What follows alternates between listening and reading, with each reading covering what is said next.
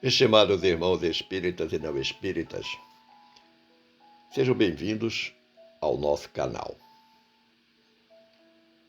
Inscreva-se, compartilhe, avalie. Desejo abraçar a todos os irmãos do Centro de Estudos Espíritas O Canto da Paz, com renovada alegria e satisfação, agradecendo desde já a presença de todos e lhes convidando a reflexionarmos sobre mais um tema da nossa amada doutrina dos Espíritos. Manda-lhes dizer a benfeitora Glorinha. A temática desta reflexão, família, um bem precioso, encerra 3 significados relevantes. O de família, como célula máter da sociedade.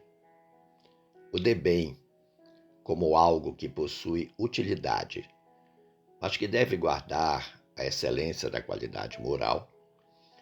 E precioso, como aquilo que possui grande valor. Foi-nos solicitado conversarmos um pouco sobre o tema família, um bem precioso. E como de praxe buscamos uma base evangélica e fomos encontrá-la no Evangelho de Lucas, capítulo 8, versículos 19 a 21. Narra o evangelista. E foram ter com ele sua mãe e seus irmãos, e não podiam aproximar-se dele por causa da multidão. E foi-lhe dito: estão lá fora tua mãe e teus irmãos, que querem ver-te. Mas respondendo, ele disse-lhes: minha mãe e meus irmãos são aqueles que ouvem a palavra de Deus e a executam. Observamos que há uma ligeira, uma pequena diferença entre a narrativa desta passagem por outros evangelistas, mas o sentido é o mesmo. E a base doutrinária nos vem do capítulo 14 do nosso Evangelho segundo o Espiritismo, cuja temática central é honrai a vosso pai e a vossa mãe. Comentemos um pouco sobre a família. Há 20 anos, disse o grande Raul Teixeira, na abertura de um seminário espírita sobre a família: a família é, sem dúvida, uma das mais belas obras que o Criador realizou. E nela há divinos propósitos que as nutrem, as alimentam, as justificam. Então a fala de Raul dá exatamente o caráter divino que reveste a família. Do ponto de vista socio-religioso, a família é a célula máter da sociedade. Ou seja, a família se constitui o grande laboratório de treinamento de cada um de nós para a vida social.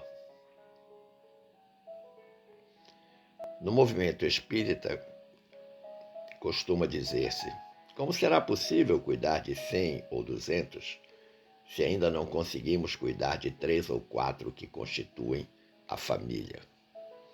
Ou seja, como é que nós vamos para a vida social, num contexto muito mais amplo do ponto de vista do número de pessoas, a começar pelo ambiente de trabalho, cuidar de, como diz o ditado, de 100 ou 200 se a gente não consegue dar conta de 3 ou 4 que constituem a nossa própria família? Mas para nós reflexionarmos este assunto, eu fui buscar na obra Palavras do Coração, da lavra mediúnica do Espírito Meimei, com o médium Chico Xavier, um capítulo muito interessante, capítulo 19, intitulado Os Teus, em que Meimei vai fazer uma descrição preciosa sobre a família, inclusive alertando todos nós para as dificuldades da convivência familiar. Ela diz: confessas que não será difícil o relacionamento com os outros, aqueles que formam a grande comunidade humana. Mas com os teus, com aqueles que te constituem a equipe doméstica, afirmas encontrar obstáculos que se te afiguram quase imbatíveis para a convivência em paz e segurança. Olha que interessante.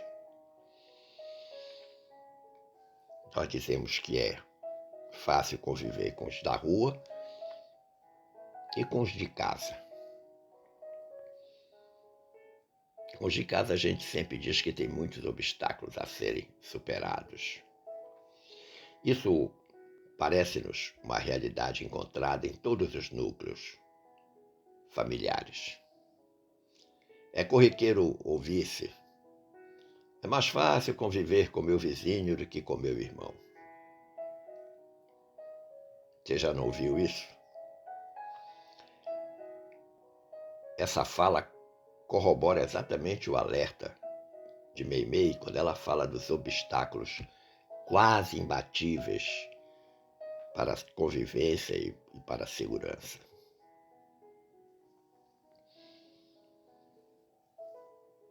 O espírito André Luiz, na obra O Espírito da Verdade, nesta obra tem um capítulo chamado Tranquilidade.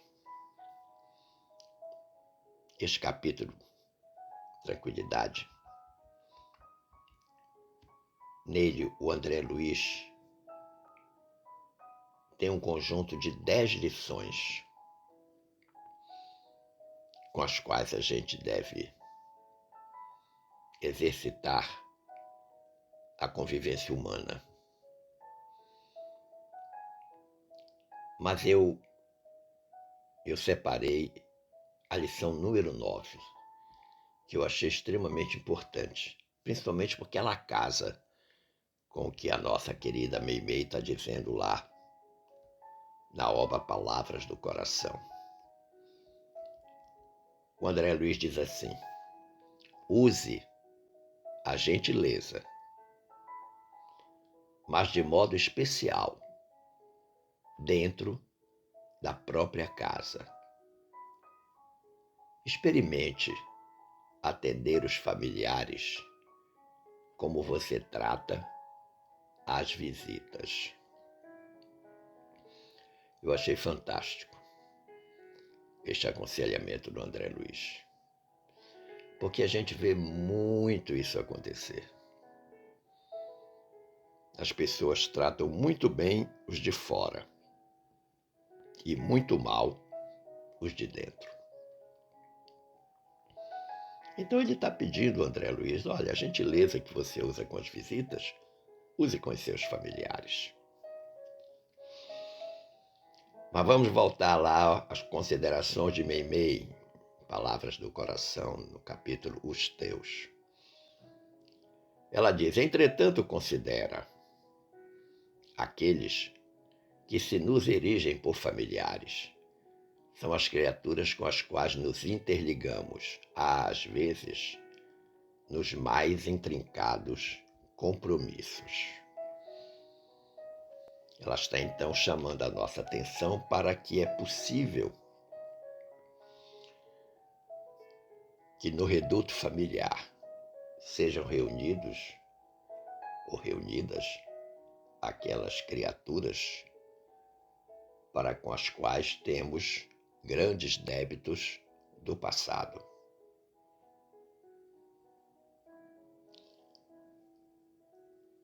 Quando eu estava fazendo o levantamento das obras e lendo os textos,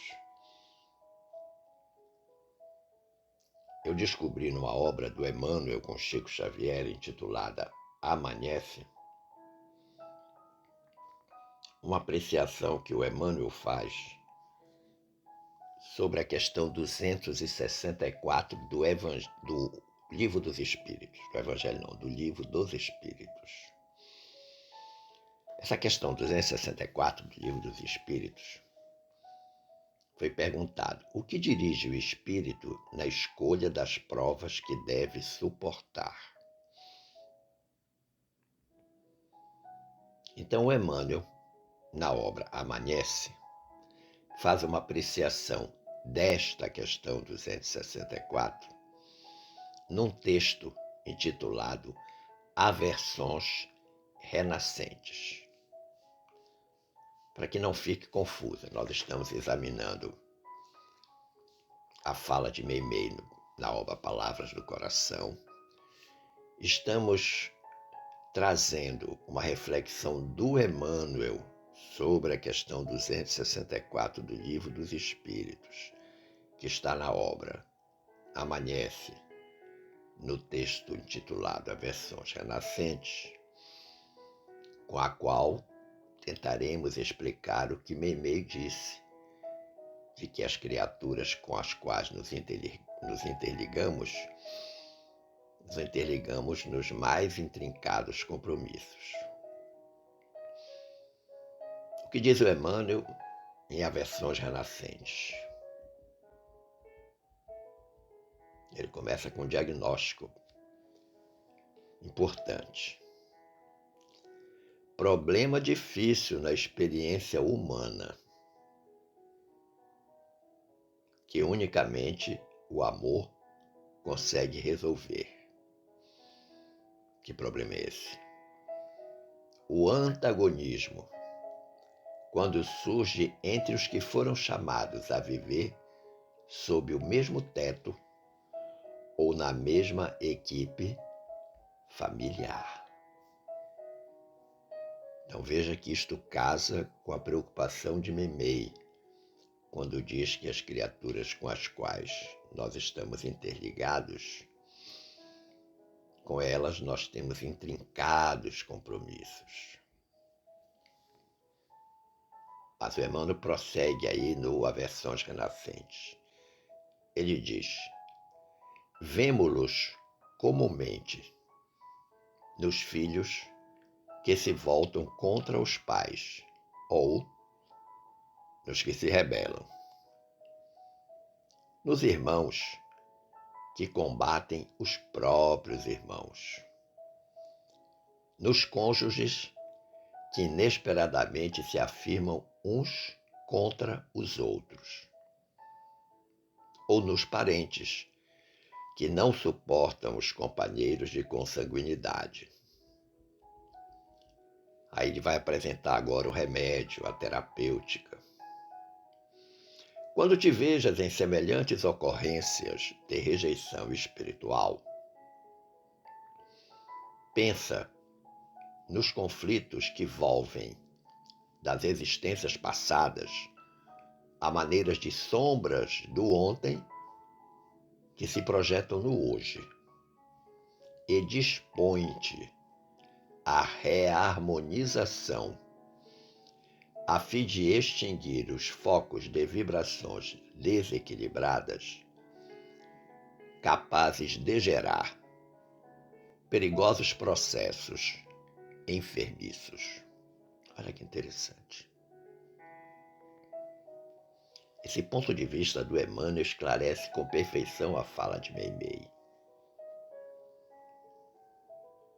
Nós vamos encontrar tudo isso que ele relatou aí no Aversões Renascentes.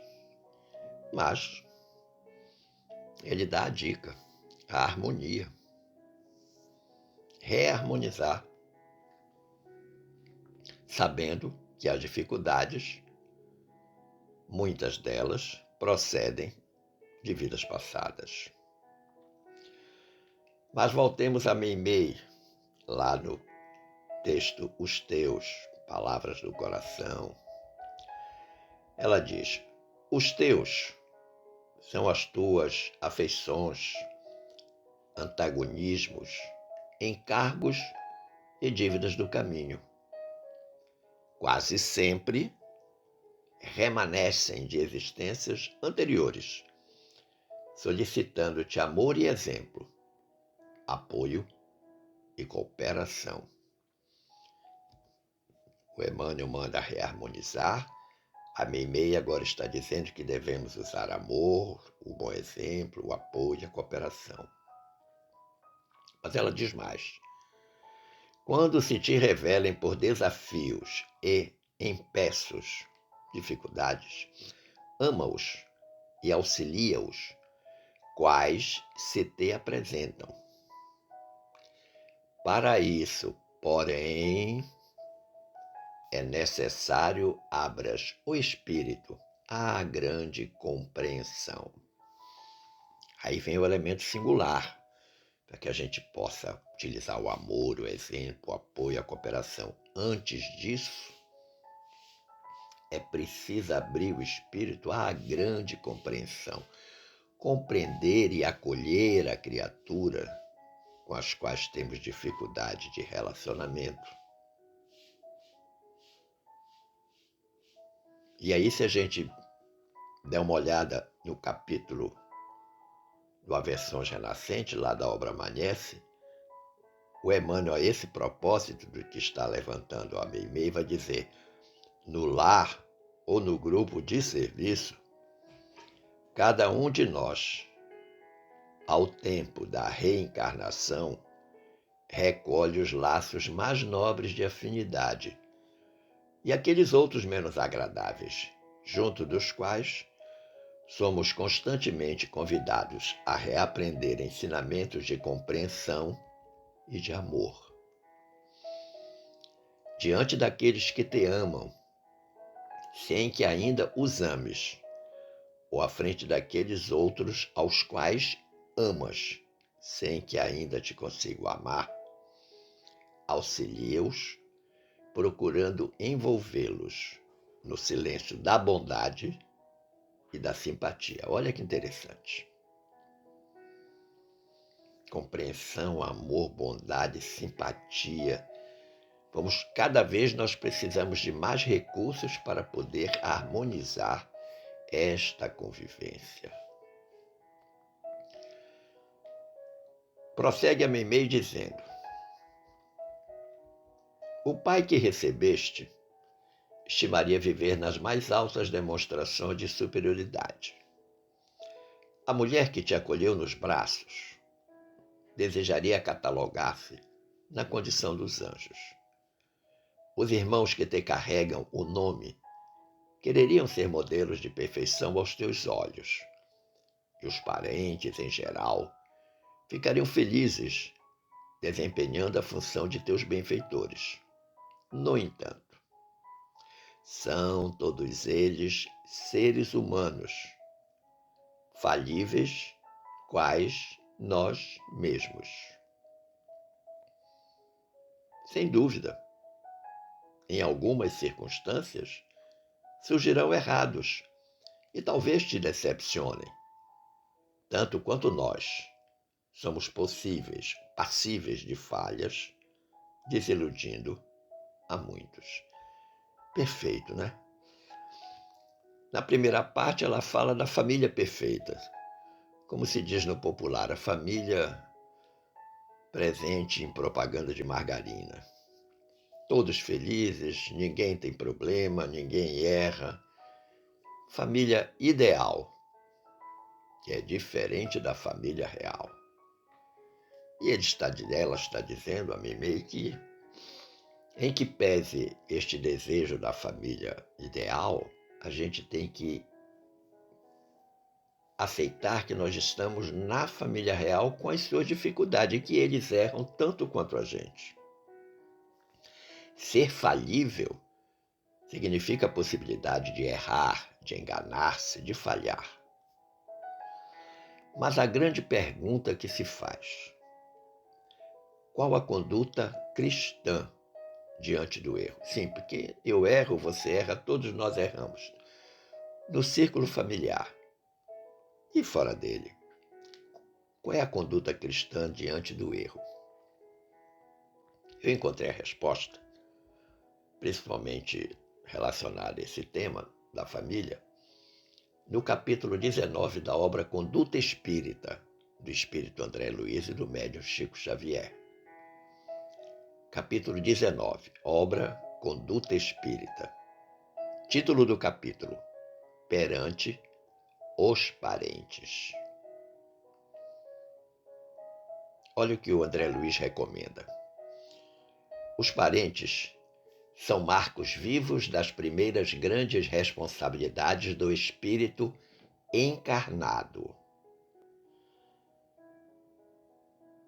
Marcos vivos das primeiras grandes responsabilidades. Então, os nossos primeiros grandes compromissos estão na família, estão em casa.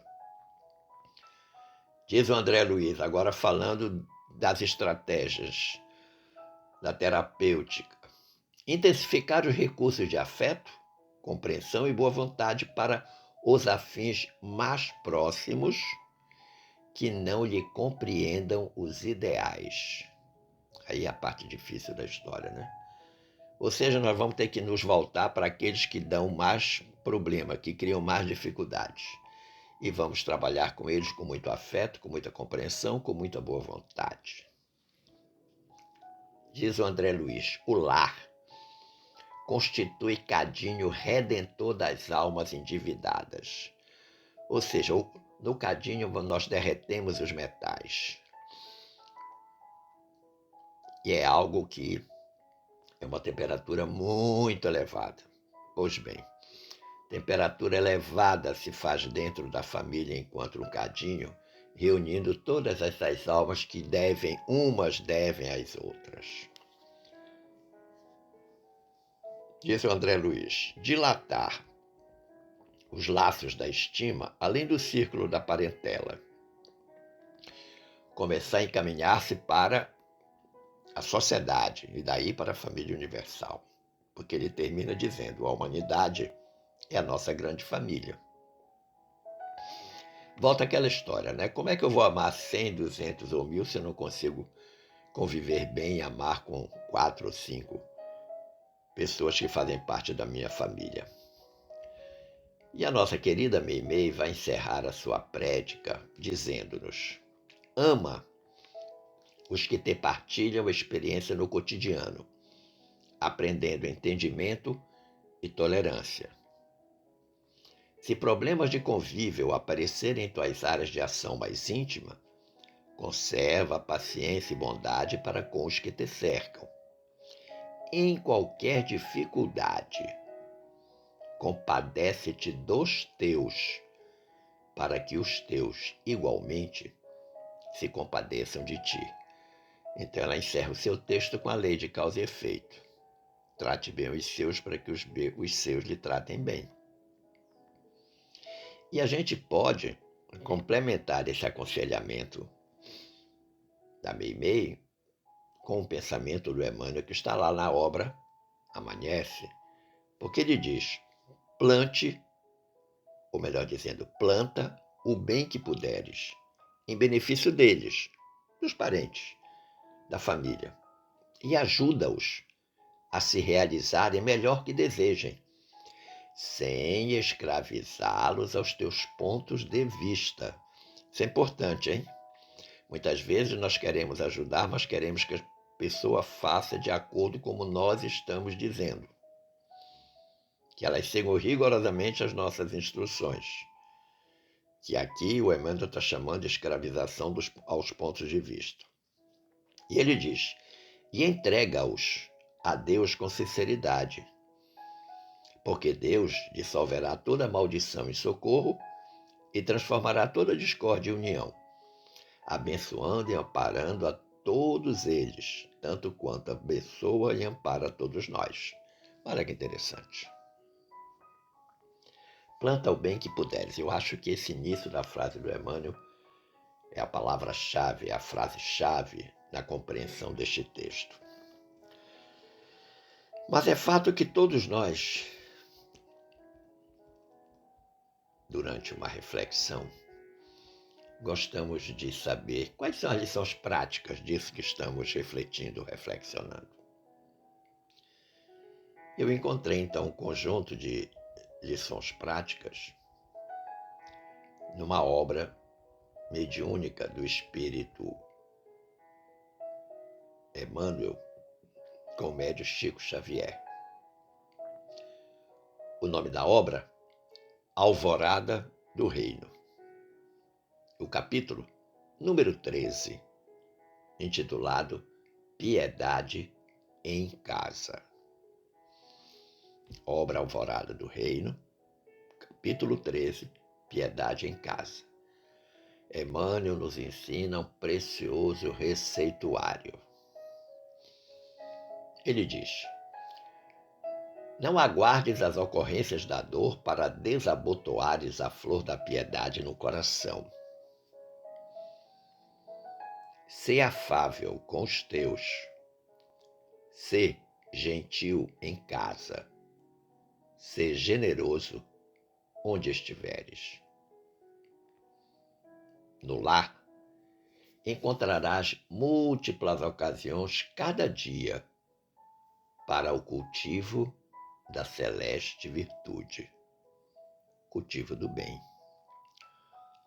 Tolera, com calma silenciosa, a cólera daqueles que vivem sob o teto que te agasalha. Não pronuncies frases de acusação contra o parente que se ausentou por algumas horas.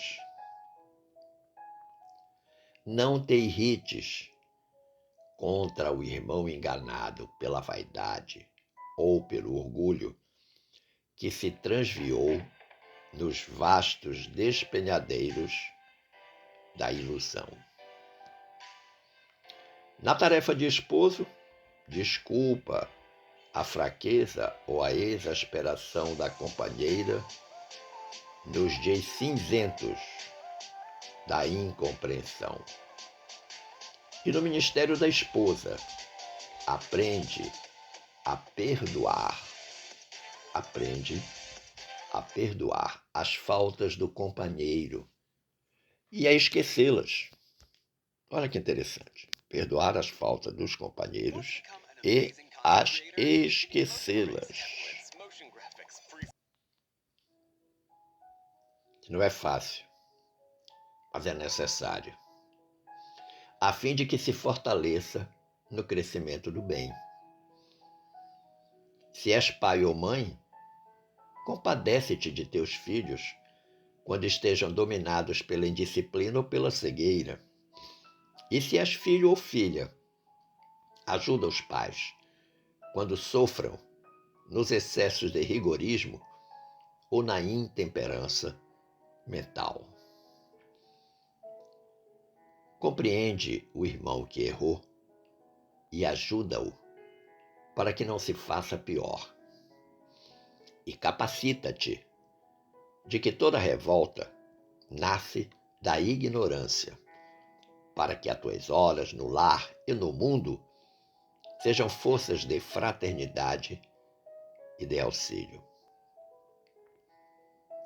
Quando estiveres à beira da impaciência ou da ira, perdoa 70 vezes 7 vezes e adota o silêncio por gênio guardião de tua própria paz.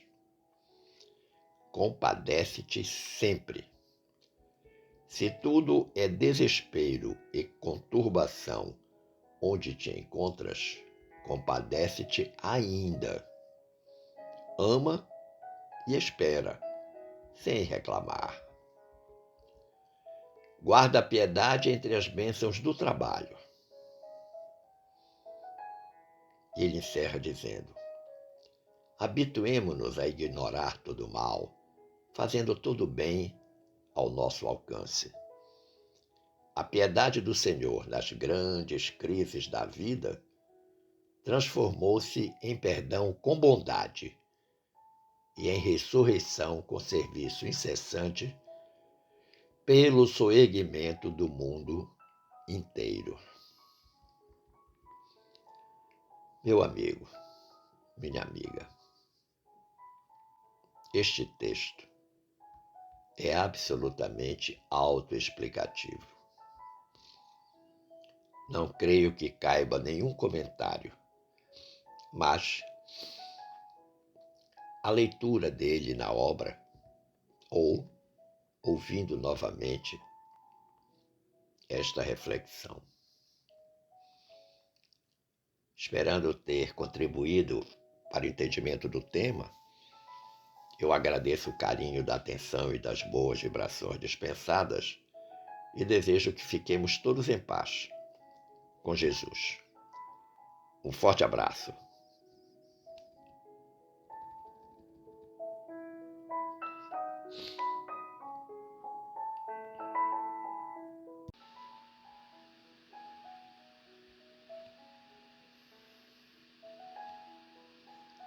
Este